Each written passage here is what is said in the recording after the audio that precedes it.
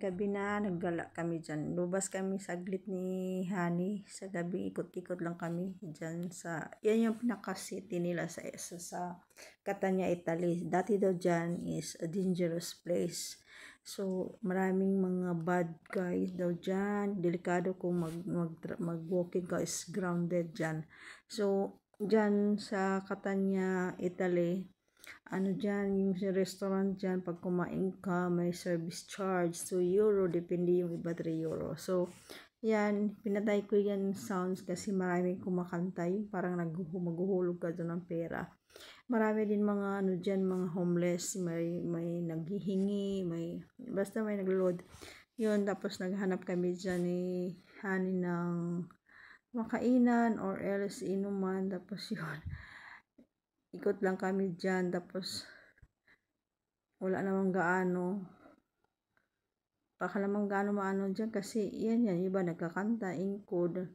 Ayan yung pinaka-town talaga nila dyan sa Catania, Sicilia, Italy. Kasi yan, yung market nila dyan, yung mga restaurant. Maraming restaurant dyan kasi masarap ang pasta nila dyan. Medyo mahal na ngayon.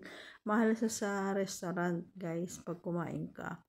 Whereas sa market, pero yung market nila ngayon hindi tulad dati grounded. So ngayon medyo ingat na kasi maraming pulis dyan nagro-robbing, maraming pulis nagtatambay.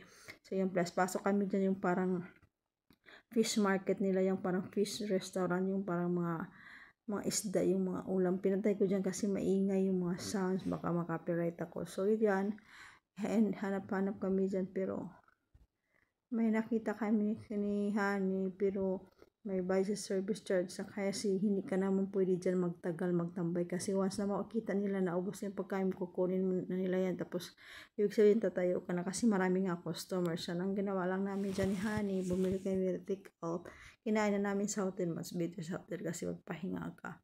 So yan, yung parket. Tapos sumumpul muna kami dyan habang nakahanap kami ng mga bilhan, nakaupo kami dyan. Tapos nag-order muna siya ng nag-order siya ng inumin, juice. Tapos nag-order kami ng para take away sa ulam, kainin namin sa hotel for dinner. Ayan, umikot-ikot si Hani. Ayan, maganda siya ang place. Super grounded, daming tao dyan. Maingay. So, dyan kami umpo. Dyan, nag-inom siya ng isang glass na beer, tapos ako din juice habang nantay namin yung order. So, take out. Tapos dumating kami dyan hanap pa kami ng isang pagkain, tapos nakahanap kami ng Pizza Hut, sinantay namin dyan. Tapos, ganun po kami dyan, lumayo. Kaya bumili kami dyan ng Pizza Hut. Tapos, sinitake out na namin din. Tapos, ito namin kinain sa hotel. Kasi mas better sa hotel mo kainin. So, ayan, tinake out na namin. Masarap ang pizza nila dyan. Is €9 o isang box. So, pauwi na kami, going back na kami sa hotel ni Hani. Tapos na namin kainin yung mga tinitake out namin na pagkain. Minsan kasi nagdi-dinner kami. Tapos kasi nagbe-breakfast kami kinabukasan. Kaya, isang bisis na kami kumakain kasi may breakfast naman, tapos maglalakad-lakad kami, tapos yun kain saglit, kunti. Kadalasan pasta kinakain ni Hani dyan. So yan, ikot-ikot kami, yung pinakataon ng kanta niya, Sicilia, Italy. So yan, malapit na kami sa hotel. So papasok na kami dyan sa hotel ng Hani ko. So yun, doon namin kainin yun, ang aming in-order. So yan yung mga orange juice, yung boat.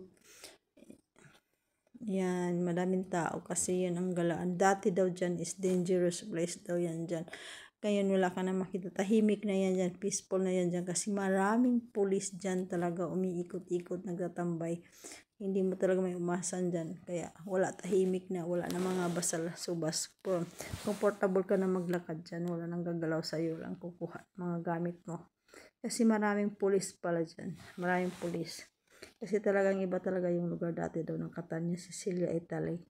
So, magandang experience na rin dyan. So, hindi ko makalimutan yung memorable ng place na to. First experience mag-tour. Kunwari turista, alam mo na, piling turista. Ang hirap pala maging turista, guys. Kasi maglakad-lakad ka, wala katapusan. Tapos, ayun, ikot-ikot na yung honey ko, hindi kasi mahilig sa social media siya.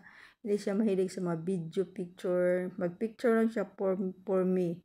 Sa amin lang dalawa. Pero sa mga ganyan-ganyan, hindi siya mahilig. Kasi ayaw niya. So, ako lang dyan mag-video-video. Ayaw din naman niya akong videohin. Kasi tama naman siya maghawak ng cellphone para mag-video. So, yan. Ikot-ikot kami saglit dyan. Maraming tao paggagabi. Mga ano pa lang yan is almost 8 o'clock. Parang mag-umpisa pa lang ng gabi. 8 o'clock ng gabi yan. Ang gandang place ang Italia.